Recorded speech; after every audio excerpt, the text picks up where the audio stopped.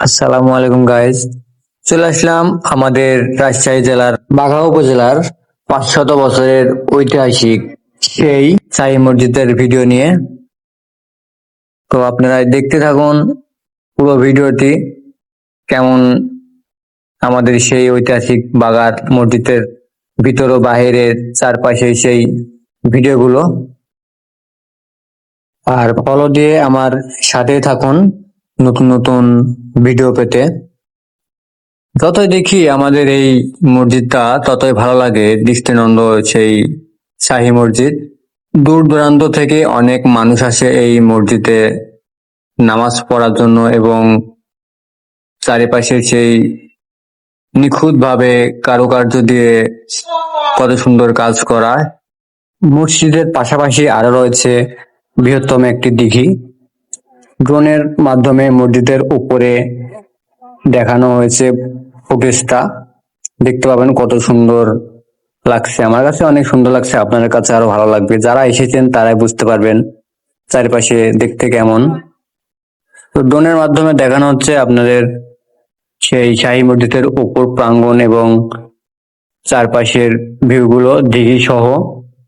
তো দেখতে থাকুন। আর আমরা অনেক দেখেছি 50 টাকার নোটের উপর যে মসজিদটি ছাপানো হয়েছিল, এই সেই মসজিদ। যারা দেখেছেন তারা তো জানেন। আর সেটাও এই ফুটেজের মাধ্যমে দেখানো হয়েছে, 50টার নোট সহ মসজিদটা। বাহিরেও যেমন সুন্দর, ভিতরেও তেমন সুন্দর, সবকিছুই এই ভিডিওতে দেওয়া আছে। তো দেখতে থাকুন। বেশি কথা না বলি পুরো ভিডিওটি আপনারাই দেখতে থাকুন, আর মন্তব্যটি কমেন্ট বক্সে জানিয়ে দিবেন। আর আমি গর্বিত যে আমি রাজশাহী জেলার বাঘার সন্তান। বাঘার সন্তান বলেই আমি এত সুন্দর আমার বাড়ির পাশে যে দৃষ্টিনন্দন মসজিদ আছে জানতাম না। যদি অন্য জেলায় থাকতাম কি অন্য থানায় বাড়ি হতো, তো সেই দিক দিয়ে আমি অনেক গর্বিত। যারা এখন আমার প্রোফাইলটি ফলো করেন না, এখনও ফলো দিয়ে আমার সাথে থাকবেন।